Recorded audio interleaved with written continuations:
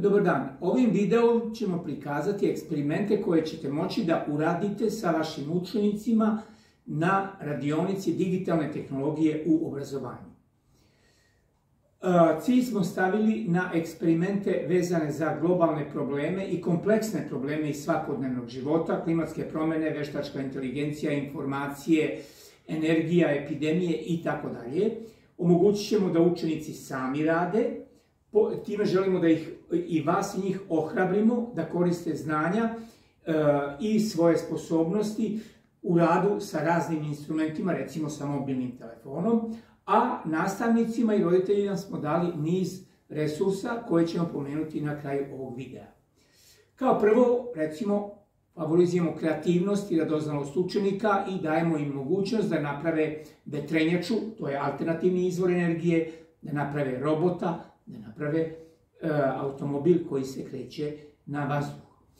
Zatim, ovdje pokušavamo da ohrabrimo učenike da što više razviju empatiju prema učenicima sa smetnjama u razvoju, ako ih ima kod njih u odeljenju, za koje smo se uverili da mogu niz eksperimenata zajedno da urade sa svojim vršnjacima, a za roditelje i nastavnike smo dali prevod knjige Uživajmo uz nauku. Zatim, moći ćete da vidite primjer kako možete da napravite u svakoj školi interdisciplinarnu laboratoriju. Potreban vam je samo neki digitalni mikroskop koji je vrlo jeftin, koji privežete na kompjuter. Zatim, koristite lasere u raznim ispitivanjima materijala i ako imate neki robot, ovdje imate rad sa robotom. Posebni naglasak stavljamo na korišćenje mobilnog telefona kao mernog instrumenta, praktično univerzalnog instrumenta i primjera konvergencije tehnologija. I ovdje imate niz instrumenta koje se nalaze u vašem pametnom telefonu. Ukoliko u njega ugradite neku aplikaciju, mi smo ugradili ovu aplikaciju ovdje. Zatim smo dali niz primjera koje vi po vašoj želji možemo da izvedemo, da uradimo na samoj radionici, o tome kako možete da primenite pametni telefon u podučavanju i učenju. I ovdje smo mi dali 6 eksperimenata, međutim imamo još niz drugih eksperimenata. Zatim, informacija. Mi informaciju posmatramo u onom smislu koji je dao Shannon. I evo o čemu se tu radi kod njegove definicije. Znači, vi prvo napravite signal neke informacije, znači kodirate u binarnom kodu neku informaciju, bilo tekstualnu, bilo sliku, bilo zvučnu. I evo, vi pravite, znači, kodirate tekst, taj tekst tako, ili sliku koju ste prvo pikselizovali, zatim kodirali, bilo da je u crno-bela ili u boji, zatim taj kodirani signal šaljete kroz optički kabel. Mi smo ovdje napravili imitaciju optičkog kabla, koristeći odgovarajući materijal i koristeći laser, i kroz njega smo propuštali tu informaciju. I tu informaciju posle očekuje onaj ko treba da je primi i dekodira je.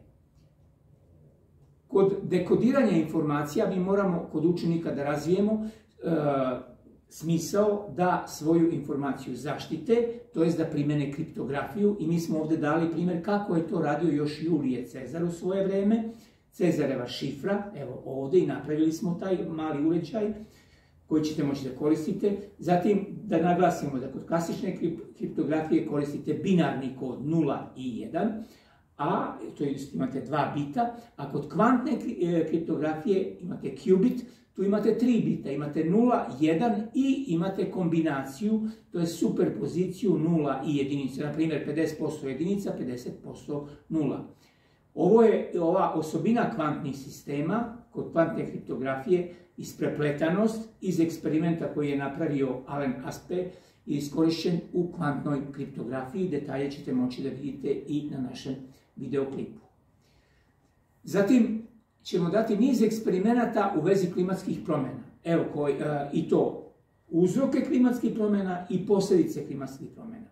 Znači, evo, vi možete napraviti jednostavnu staklenu baštu, znači, evo primjer, sijalica vam igra ulogu sunca, imate dva termometar u nekoj kutiji koja je pokrivena plastikom i evo vi ste napravili model staklene bašte. Možete da pravite još jednostavniji, recimo stavite parče čokolade ispod čaše i parče čokolade pored čaše i vidite efekat staklene bašte da će se ovdje preistopiti ta čokolada ili led ako ste stavili umjesto čokolade.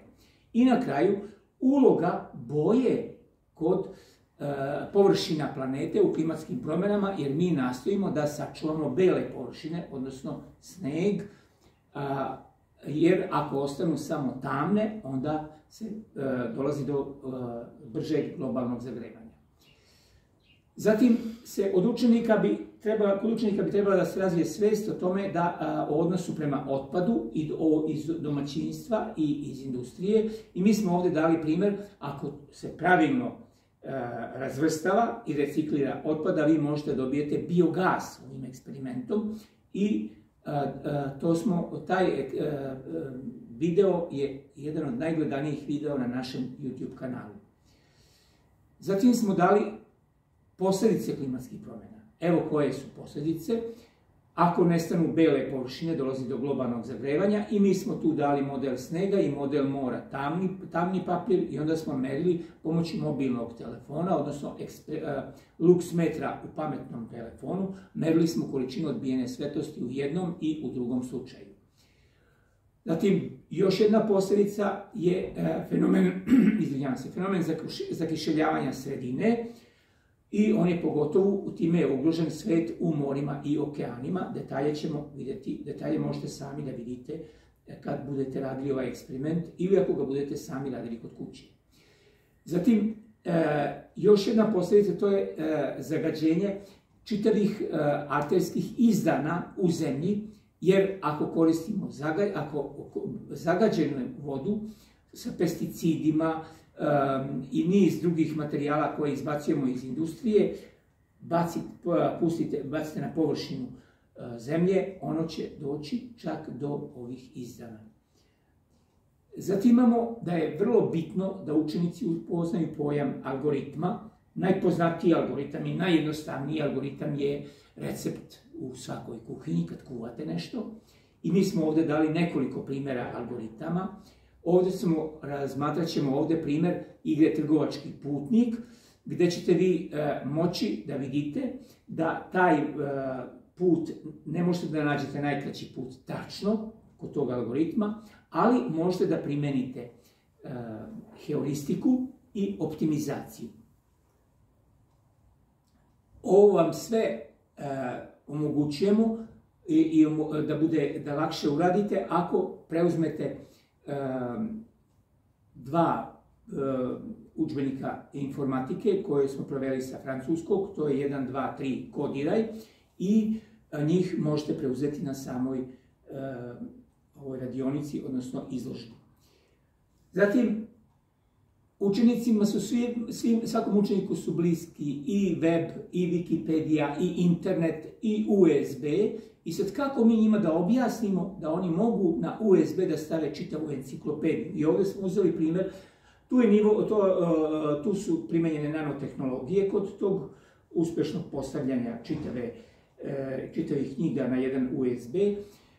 Mi smo ovdje dali primjer kako to da na neki način približimo učenicima. Znači uzmemo 50 grama šljunka, evo ga, i vidite koju on površinu zauzima na ovom platovu.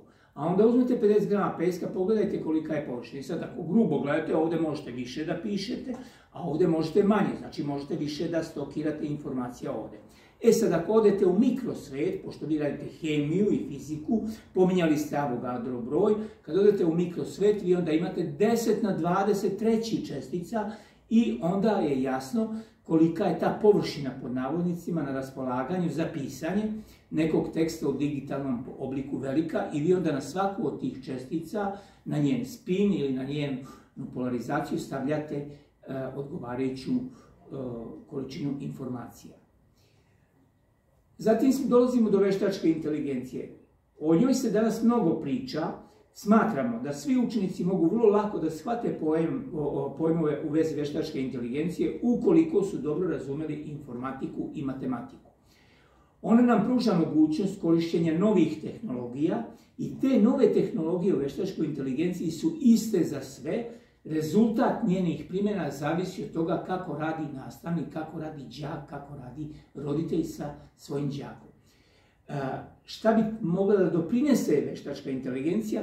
Velikoj personalizaciji u obrazovanju, da onom koji je za nešto sposobniji, nadareniji, damo odgovarajuće zadatke, a da onom koji ne može, damo opet odgovarajuće zadatke. Znači, u pravnom smislu personalizacija i inkluzija, uključivanje svih mogućih sposobnosti učenika.